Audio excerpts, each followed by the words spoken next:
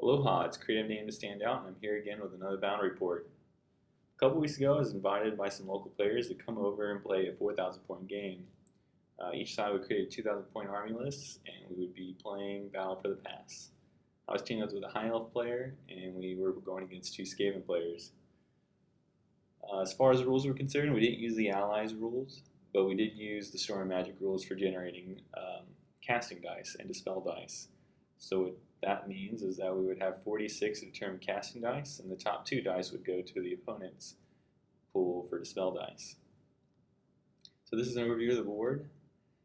Here is a picture of our side set up, and here's a picture of our opponent's side setting up.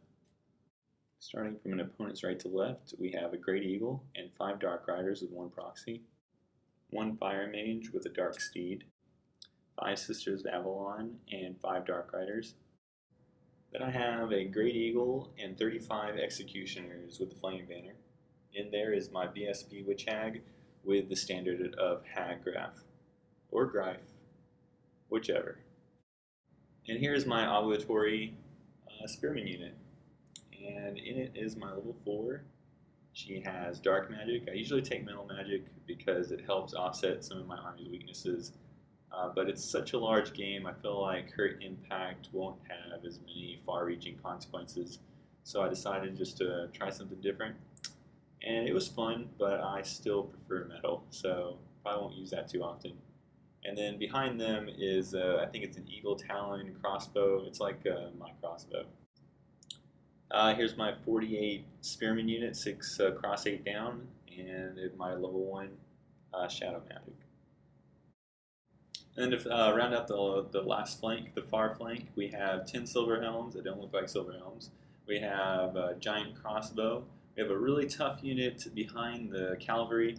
It's 2 level 2 High Magic Sorcerers, a bunch of Sword Masters. It has a special character, Alariel the Radiant. The unit contains the banner that's the Dragon World banner, and then it has the BSP who has the banner of Avalorn. So really tough, and then up top is the Hydra.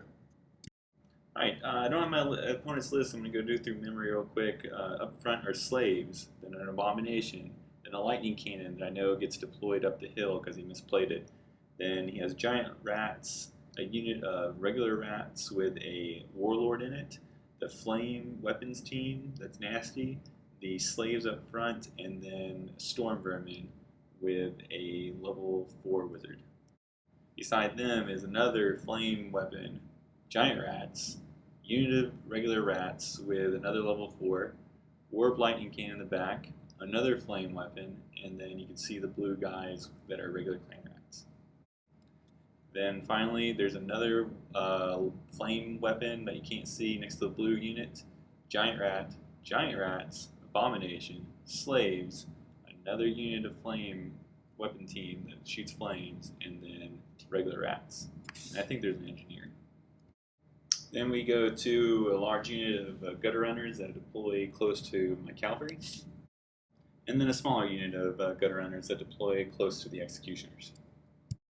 As we watch my opponent's abominations randomly move into the back of its rats, I would like you to think about what you just saw. Do you like it?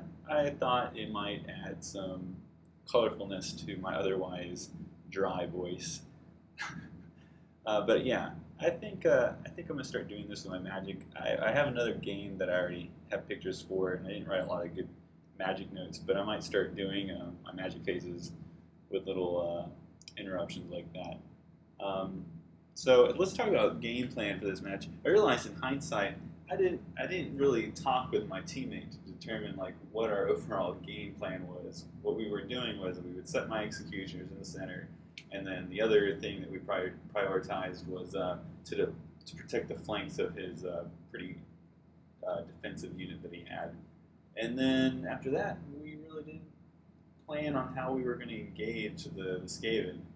So I don't know. So I guess we kind of adopted a strategy of sit on one flank and try to deal with the Skaven piecemeal, which I mean I guess is the default strategy when going against a horde type army.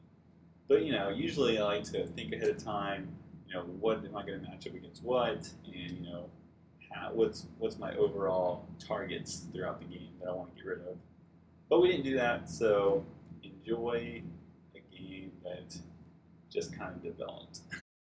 So you basically just saw what my opponents did in the movement phase. This is what the board looks like after movement. It doesn't look like they moved a lot, but it is playing long ways. So now we're going to go to the magic phase. And this is where the skitter leap that was successful landed. It's right behind our lines, and it shoots a doom rocket right at that tough unit. I think at the time we were playing, I guess what you would consider kind of open list. Like we told everybody up front like what we were bringing, but we didn't have it on a list for somebody to like reason to like keep by them to see. So in hindsight, this was a bad decision on our opponent's part, and he admitted to that too.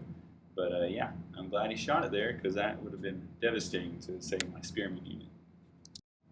Here's a picture of the warp lightning cannon. It was moved into its right position.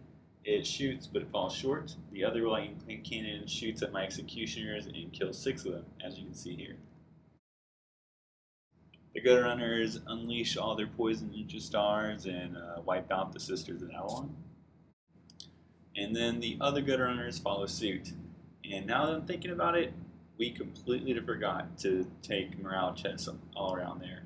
Hopefully we can just say our banners protected us, but we really should have checked it because you never know. And with that many units, we probably would have failed one. So we start out my turn by declaring a couple charges. Both my Dark Riders and my teammate's Eagle charge the Gutter Runners in the forest. They stand and shoot against the Eagle and they kill it. And then my 2 units of Dark Riders run in and I lose 1 to a danger strain check. Here you see my large block of Spearmen charge the other unit of Gutter Runners. And then you start seeing where the center of our lines are starting to move up. And here is the far flank also moving up. And my Fire Sorceress moves up to help out the Dark Riders. I was a moron and I thought that the Fire Cloak was something I just cast on any unit within a certain range. It wasn't until later that I read that she has to be part of a unit, so she becomes fairly useless. The magic phase sees me kill 4 rats with Blade Wind, and the augments really help out my cavalry fighting the Skaven in the forest. We fight it out, and as you can see here, I killed half of them, don't lose very many in return, and they stick because they're stubborn in the forest. As far as the other combat, I get some good news and some bad news. The bad news is I did not kill but 1 of those gutter runners, but I guess I should be thankful for not losing my sorceress. So they run, I chase, I do not catch. They pop out on the other side of the giant crossbow, and here we are at the end of the phase. Our opponents start their turn with a forced charge by the giant rats into the cavalry, and then they also try to charge 1 unit of slaves into the combat where my Dark Riders are fighting the Skaven gutter runners, but they can't make it, and so they fail. Some more gutter runners pop out to harass our back lines. So this is what the board looks like after movement. Here's the top, and here's the bottom. You can really start to see that our opponents are trying to lay the trap on us. They have 2 battle lines. They have the skirmishers and the slaves really getting on our way. Then they have their main elements. And in between the main elements and skirmishers are these devastating warpfire demons. So they're really looking for an opportunity for us to expose ourselves after our combats to punish us with those flame weapons. That way there won't be much for the main elements to have to pop up when they finally engage our only battle line. So it's really on us to hopefully pick the right and smart battles, and hopefully we can mitigate some of the damage. But it's pretty cool. I like how it's developing. After they cast Warp Gale, they decide not to cast any more spells because a lot of their spells aren't in range and they don't want to risk a miscast on something they don't really need. So this is the beginning of shooting. The first warp cannon fires, but then it misfires and shoots straight ahead. Then the second warp cannon fires, and it also misfires, and it shoots straight ahead, which ends up killing 11 or so clan rats. In combat, my Dark Riders kill 3 more gutter runners. He kills a couple of my Dark Riders. He breaks. I choose not to pursue because the 1 horse I just don't want to take any dangerous terrain tests and die, and plus they can't rally except on double ones. So I set up my next turn here with a charge. I declare a charge with my Dark Riders at the clan rats who decide to flee. They flee and I catch them, which is just fantastic because I really, like looking at it now, I don't know what I was expecting to really accomplish with 4 Dark Riders against a whole unit of slaves. But there they are, there's the dead slaves, and what I'm really happy about is the bonus effect. When I hit those slaves, the slaves next to them panicked and they also fled. So here I am with 1 unit of Faust Cavalry, and I'm able to get rid of the first wave of chaff. Now on the far flank, we have some more charges going on. We have the Silver Helms that were on the far flank in my Hydra, joint charge, the unit of slaves. I imagine they're going to bite it. And then previously, the turn before, those giant rats that were forced to charge the other unit of Silver Helms, they were killed quite easily, and now they have declared charge where they kind of thread through the Skaven lines and charge their unit of the second unit of giant rats. So I really expect those to go in our favor. This is what the board looks like after movement. The executioners are on the hill. The hill was kind of awkward for my executioners, so they're not placed on there. So there's the movement, and here we go on to magic. So after magic, the gutter runners and the backfill are dead from magic missiles.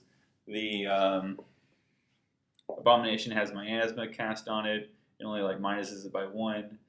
And I used Walk Between Worlds to bring those spearmen up and hoped to distract the abomination. We're hoping they take the bait in the sense that it might take it a while to kill all those spearmen and our cavalry can run free.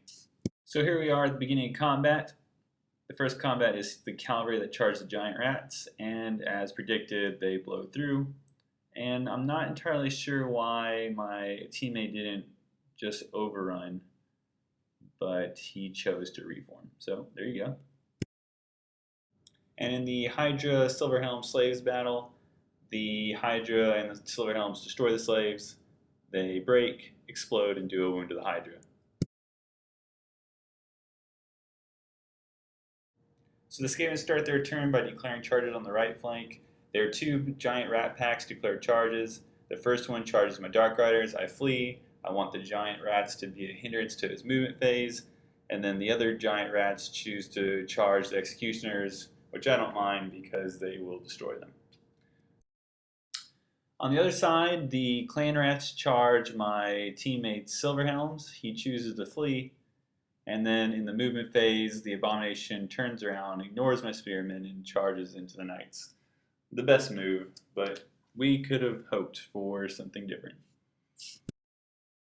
His slaves rally, and everything else moves up. You can see that they pretty much just move around all the stationary weapons teams.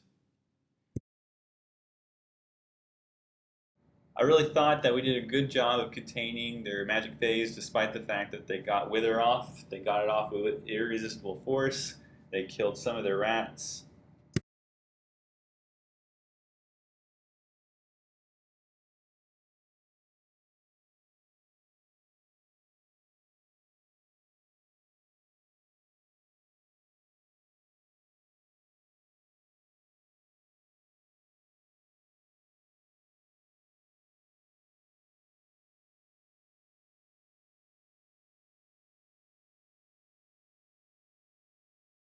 And so we begin their shooting phase. The closest warp fire thrower overshoots a little bit and only kills, I think, 5 or 6 of my spearmen. And then boom, boom, and boom. Yeah, 3 of his firing weapon platforms just blew up on him. 2 fire throwers and 1 lightning cannon. It was great because it was going to be very painful. And it still was, because the second the second lightning cannon fired at my large unit, and as you can see here, devastating. So we begin combat with the knights versus the abomination. The knights don't do anything. The abomination kills 6 of them. They break. They get away because of the intervening unit. And then this happens, and we go into my turn. So here I use an out-of-sequence photo to illustrate what happens next. My spearman unit declares a charge against the clan rats. The clan rats weapons team, which is right next to it, declares a stand and shoot. He kills several more spearmen. I know that my spearman will be out of the way, so I also declare a charge with my Hydra. He takes a terror test, he passes. My executioners, who are no longer tied up in combat, declare a charge on the weapons team now. The weapons team flees. I redirect into the clan rats. The clan rats also flee, and so when I resolve the charge for the spearmen, the clan rats don't move very far, and I run them down. Unfortunately, now my executioners are exposed, so when my Dark Riders rally, I move them to a position so that the Abomination can immediately take advantage of that. Here's an overview of the board before we go into Magic. You can see the Silver Helms rallied. We used Walk Between the Worlds to get my level 4 into a position where she can use her more powerful spells. Both Soul Stealer and Black Horror hit the Storm Vermin unit, really reducing their effectiveness. I illegally, because now I can't believe I didn't even think about this, but my Fire Sorceress I moved into my Executioner's unit, who can't because they're Cainite and my Sorcerer's not Cainite. And anyways, I cast Flame Cloak on them, and get them ready for any future combats. And our turn is pretty short after this. We don't have any combats, so we go into shooting, and we kill that,